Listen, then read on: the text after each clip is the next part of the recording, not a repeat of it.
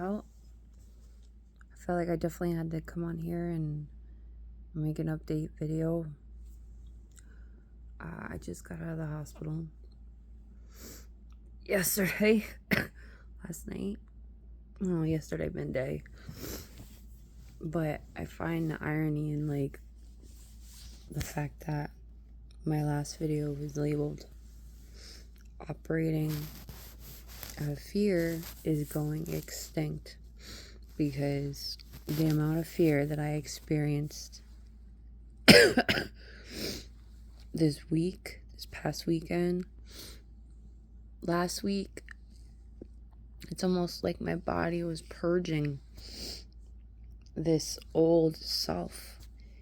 And yeah, I was terrified.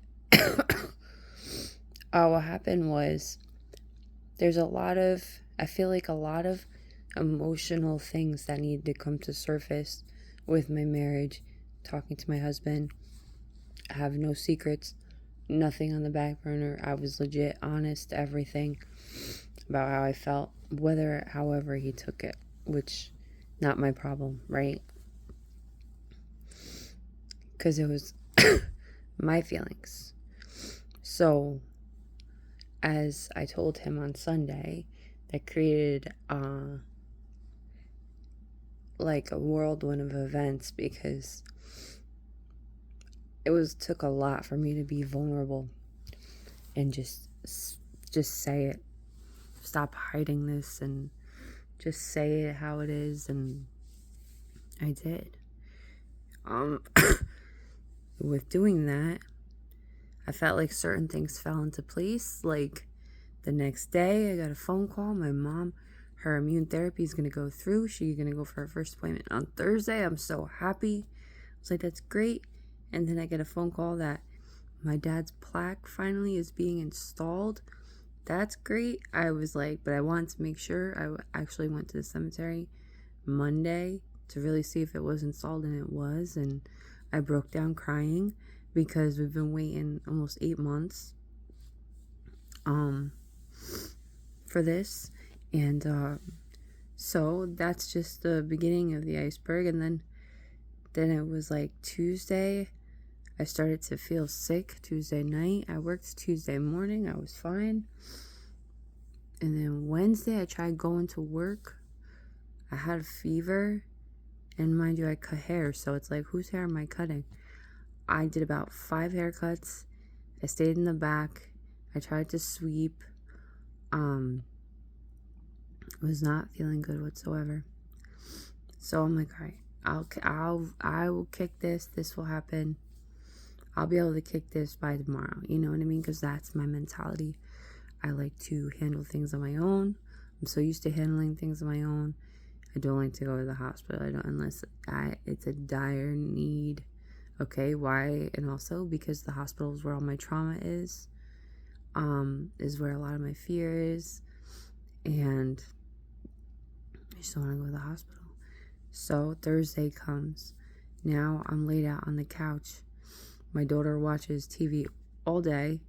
I can't get off the couch. I have fever, on and off fever, chills. Now I have this cough. This cough is like you'll be sleeping and then all of a sudden it'll wake you up out of nowhere and you start coughing. On top of that, my digestive tract was bloated, like almost non-movement. I wasn't eating. So then that's Thursday. By Thursday night, I was crying because I'm like, this is different. This is not something that cat could kick, and I'm worried about having to go to the hospital. I'm worried about my kids. I'm worried about what's going to happen to me. And I was scared. So then here comes Friday. Now I can't make it to my Friday. I can't do my Friday. I can't go to work on Friday. I have a hard time getting Amber to school on Friday. It was just like one track mind. I felt like I had like goggles on. I was like, I had to really focus on doing what I had to do to get her into school, because it's literally right down the road. just so that I can come home, take a shower, sleep, right? And I was like, that's it. I'll be off Friday. I'll be back at work Saturday. You know, obviously God had other plans. So what happened was, here comes Saturday. Now I still don't feel better. And I had talked to my husband Friday night. I said, we'll see by tomorrow. Because then the thought came to me, I have to go to the hospital. Like, God is making me go to the hospital. I don't want to go to the hospital. I have to. By Saturday morning, I still haven't kicked it. Because I hadn't, on top of it, gotten any sleep. I look like a flopping fish the past couple days. Wasn't able to get good sleep. It was broken sleep, coughing fits. At one point I lost the urge to pee. So like I didn't even know if I had to pee or not, or had pee in me. So I told my husband, I said, all right, you're going to take me to the ER. The kids, my daughter went to my sister's house as usual, and then my son went to RCIA with my nephew, and then we just stayed at the hospital. We were there for almost 10 hours. They had a hard time finding my veins.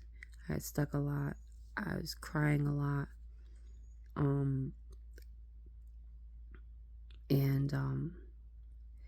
After being there for 10 hours, they hydrated me. I did a contrast. I did a CAT scan to see what's going on in my stomach.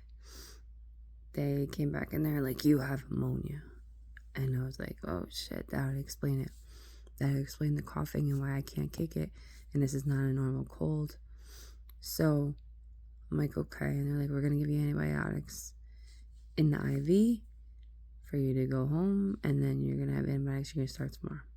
I'm like, okay, that's great.